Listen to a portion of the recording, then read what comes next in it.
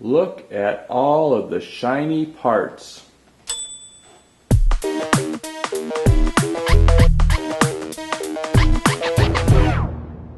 If you've watched my other videos, you know I had some trouble finding someone to do the zinc plating. The person who used to do it here locally has gone out of business.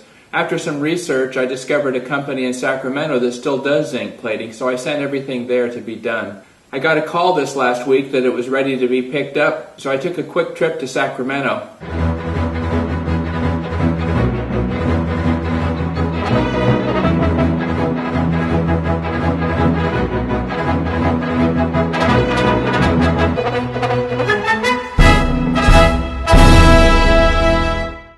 When I got there, I told him there was one piece I had forgotten to leave when on my previous visit, so he told me to go ahead and leave it. He would run it, there would be no charge for it in the next batch, and asked if I wanted it done in zinc.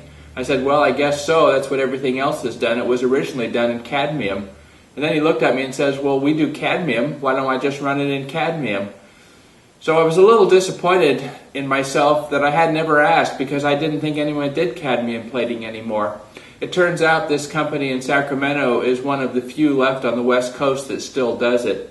And I did have this piece done in cadmium. Now if you compare it to the zinc plating I had done, you can see it's similar. The difference is the zinc is slightly brighter and it also has a blue cast to it. It's called clear zinc. Whereas the clear cadmium is whiter and has more of a yellow or gold cast to it. I think after they start to oxidize, you're not going to notice that much difference, but it is nice to know there is someone who does cadmium plating. I'll put the link to the company in the description. If you have anything you would like to have cadmium plated, you can contact them directly. I was very happy with the quality and completeness of the work returned from the plater. Now this is partly due to the fact that I took some steps before sending the work off. I media blasted everything to remove the rust, and I was told this saved about 1/3 on the cost of the plating. I also photographed everything, made a record of it, and then placed the items in corresponding bags. When I left the work, I asked them to return everything on the wires and in the bag with a corresponding number. That way it would be easy to check that everything was there and nothing had fallen off into one of the tanks. I would encourage you to take steps similar to this if you're going to send something off. That way you'll be happy with the end result. I restored this steering wheel myself. It had lots of cracks in it. The back was nearly completely gone. I was able to build it up again using P7 heavy-duty epoxy. It's a 2-part mix. By mounting it up on the steel rim that I had remaining and then copying the pattern of the parts that were still there, I was able to use files and rasps and carving tools to get the wheel looking back like it did originally.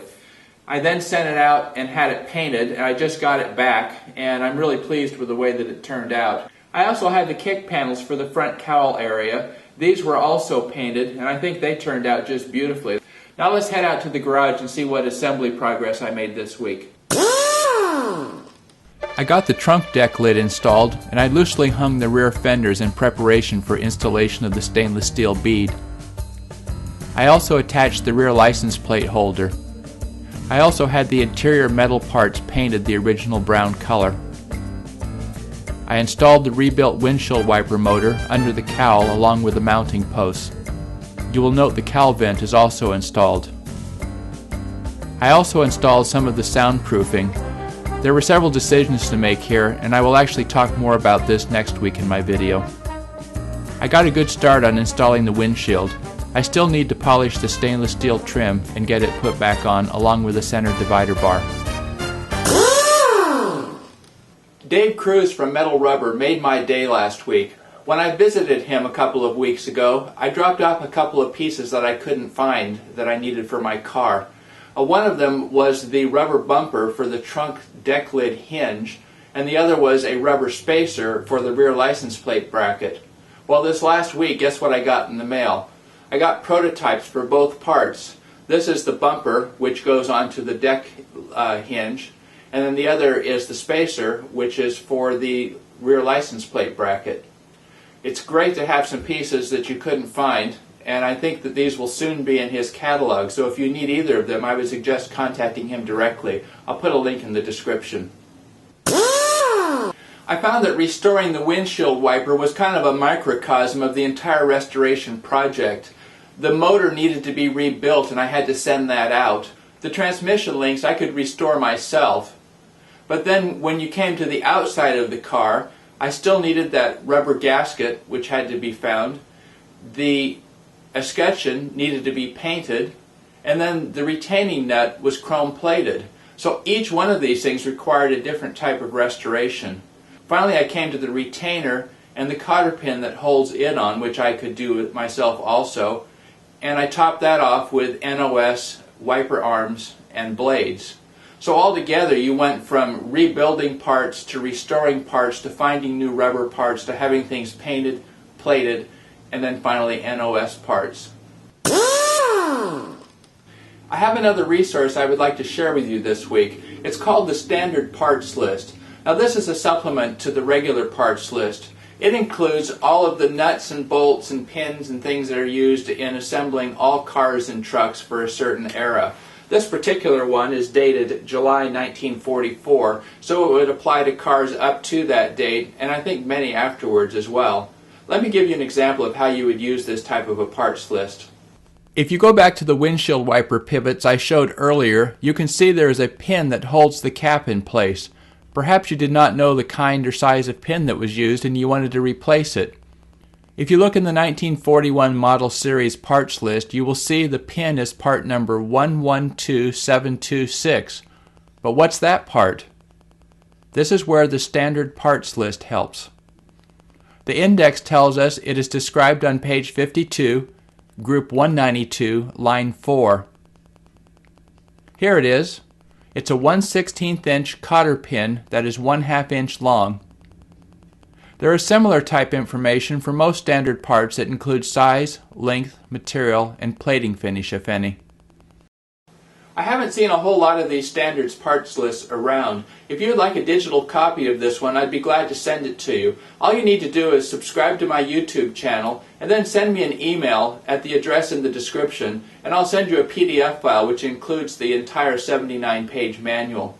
If you don't have a YouTube channel or you don't know how to subscribe, a good friend of mine, Louis Spearing, made a tutorial on how to sign up for YouTube. Hey guys, making a YouTube account is something really simple to do, and all you need to do to make one is head over to the youtube.com website. Once there, click on the big button that says create account, and then that will take you to a new page where you need to create your account. First off, enter in your email address, and then pick a YouTube username. Now this can be quite tricky, so you need to keep trialing and failing until you get one. You can try and do the first beginning bit of your email address, but that might be taken, so as I said, trial and fail. After you've done that, enter in your postcode. Now this is just for security purposes. Now say if you forget your password, it'll prompt you to enter in your postcode and other security questions, and then basically you can get your password back. Then afterwards, enter in your date of birth. This is just for security reasons again, and making sure that no underage people view inappropriate content. Then after you've done that, click your gender. I am a male. Then you can let others find your YouTube account if they want with your email address. I don't want that to do. Would I like to receive occasional product-related emails? No, I don't. Then click I accept.